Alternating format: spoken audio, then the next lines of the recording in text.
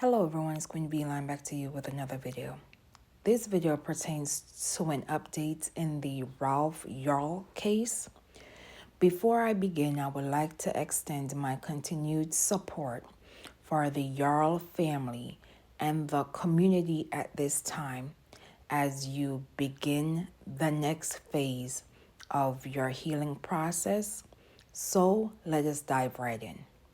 It has been confirmed by numerous outlets that the defendants in this case, Andrew Lester, who pled guilty to a lesser charge in the 2023 attack of Ralph Yarl, awaiting sentencing for March 7th, 2025, has transitioned on February 19th, 2025. Again, the defendant in this case, Andrew Lester, who was awaiting sentencing for March 7th, 2025, has transitioned on February 19th, 2025.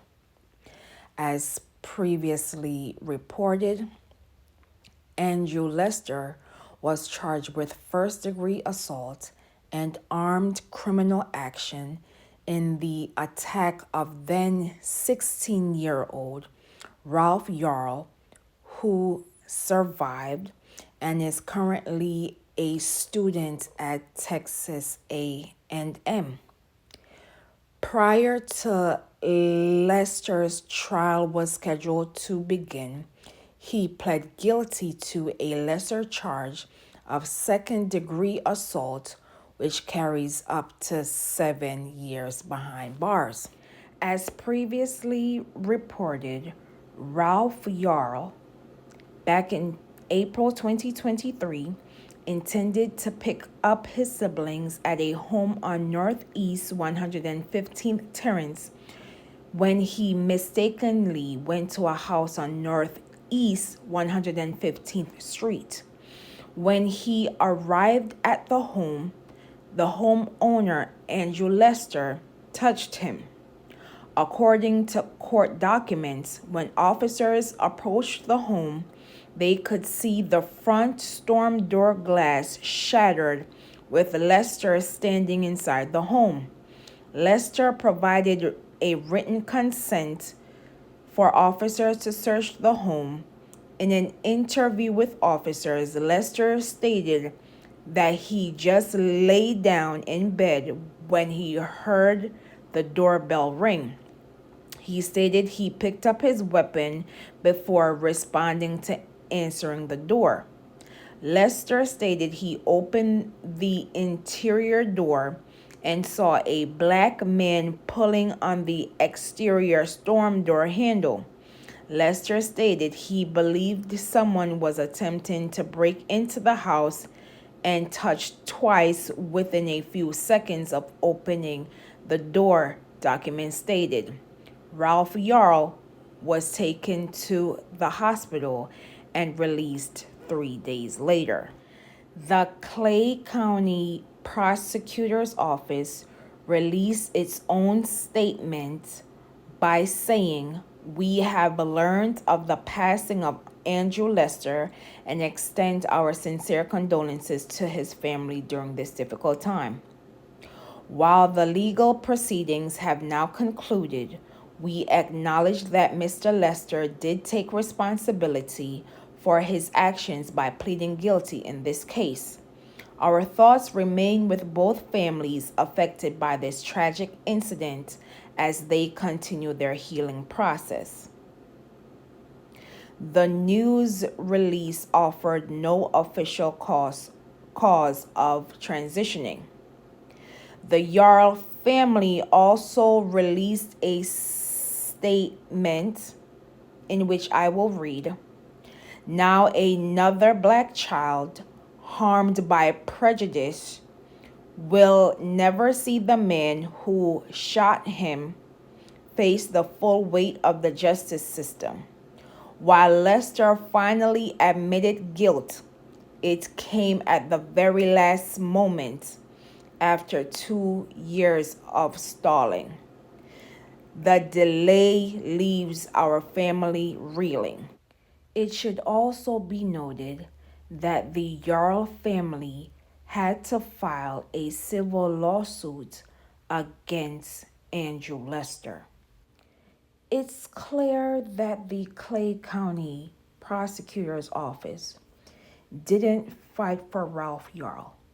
Their inaction and neglect in supporting the delay of justice for this child led to the events that ultimately allowed the defendant in this case to not serving time. For 2 years, they had multiple opportunities in getting this case resolved. Instead, their negligence allowed the defendant to plead guilty to a lesser charge. I know for a fact if the roles were reversed, Ralph Yarl would not be given multiple motions or delays and living his best life within the community. The Clay County Prosecution Office statement was basically protecting the defendant and giving the victim crumbs of support. This incident is going to have a long-term effect on this young child, and I hope with the continued support of his family and community that he will thrive in the years and decades to come. As it pertains to the impeding civil lawsuit, I think the Yarl family should continue to file suits against Andrew Lester's estate. It is not fair to the Yarl family to bear the physical, psychological, emotional, and financial stress brought upon them by someone who clearly shouldn't have lived alone, let alone having a weapon that can cause severe damage. We're all adults here, and we've all gotten lost at some point in our lives. It doesn't mean that someone should get hurt or lose their lives over a simple mistake. Our children deserve to enjoy their childhood and deserve the very best.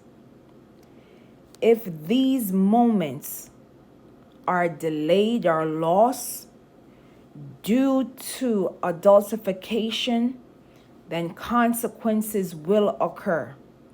The adultification of Black children needs to stop, as it does affect the child in the short term, but also in the long term.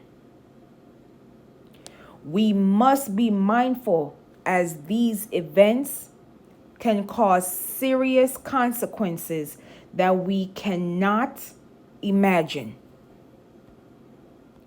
How many more of our babies must we lose in the process before we say enough is enough?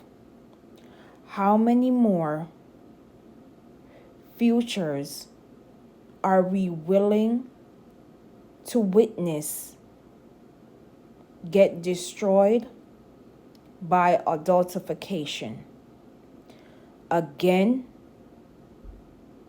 when will we say enough is enough? Silence is no longer an option.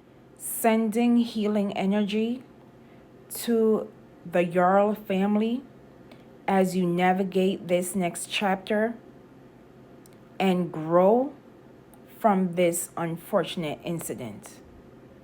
And as always, say their names, known and unknown. Protect Black children. Say his name, Ralph Yarl. And as always, please be safe out here, and I will see you in the next video.